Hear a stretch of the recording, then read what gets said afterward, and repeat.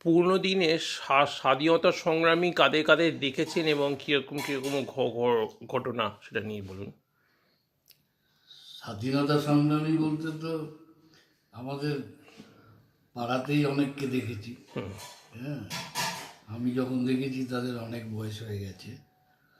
হ্যাঁ, সেই অর্থে খুব ক্লোজলি তো তাকে কাউকে চিনি না, শুনেছি ইনি স্বাধীনতা সংগ্রামের ছিলেন।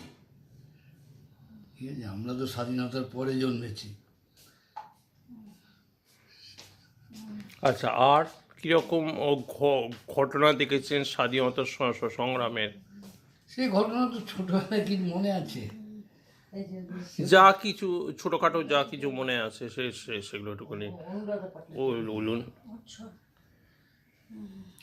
হ্যাঁ, যা কিছু ছোটো ছোটো যা যা ঘটনা মনে আছে সেগুলো একটু বলুন। না, সেই অর্থে তো স্বাধীনতা সংগ্রামীদের সাথে আমার কোনো খুব একটা আলাপ পরিচয় নেই।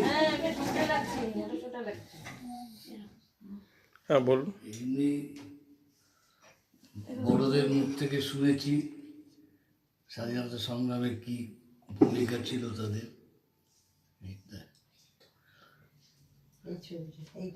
তখন তো সবাই বলতো আমরা স্বাধীনতা সংগ্রামী। হ্যাঁ, আচ্ছা। ভূত না, পরে বোঝা গেল সে ভূত না। মা সাথে আমরা সবাই বারান্দায় দাঁড়িয়েছিলাম। হঠাৎ দেখছি একটা ঘোমটা দেওয়া বউ এরম এরম দুলছে। মা মা আমাদের বললো তোরা ঘরে ঢোক। হ্যাঁ, ঘরে ঢোক, একটা আত্মা এখানে এসছে। তারপরে কে জানি বললো, আমি খেয়াল নেই, যে আত্মা ফাত্তা কিছু নেই, তুমি দেখো, ভালো করে দেখো। অনেকক্ষণ নজর করার পরে দেখা গেল যে কলার পাতা, কচি কলার পাতা এরম এরম এরম এরম দুলছে। দূর থেকে অন্ধকারে মনে হবে কেউ ঘোমটা দিয়ে কুজো হয়ে নড়ছে।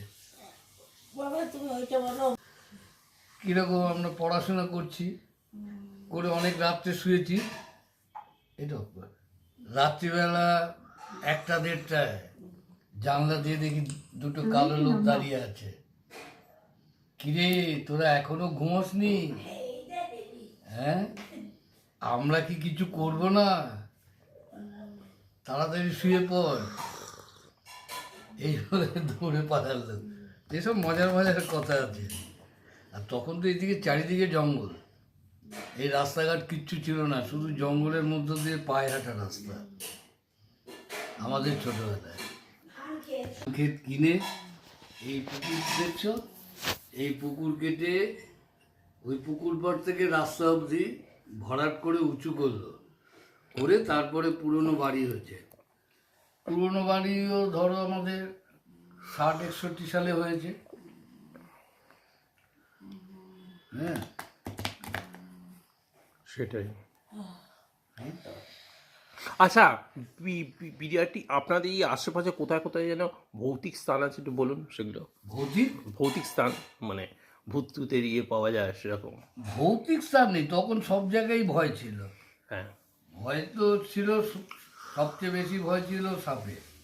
এত জঙ্গল, নর্দমা, নালা, ছোট ছোট ডোবা, এইগুলো ভর্তি ছিল। সাপের উপদ্রব বেশি ছিল। কোন কোন সাপ দেখা যেত? কোন কোন সাপ দেখা যেত? না না, বলবে না। এইখানে এখানে দাঁড়ার সাপ বেশি ছিল, আর তোমার চন্দ্রবোড়া।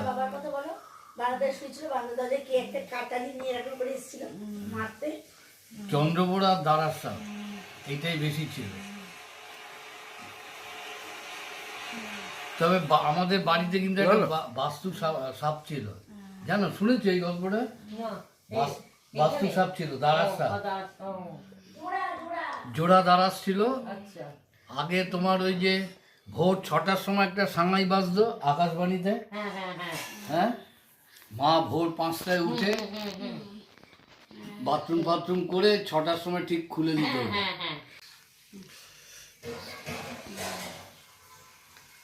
বাবাই শুভ জন্মদিনে আন্তরিক শুভেচ্ছা ও ভালোবাসা রইল।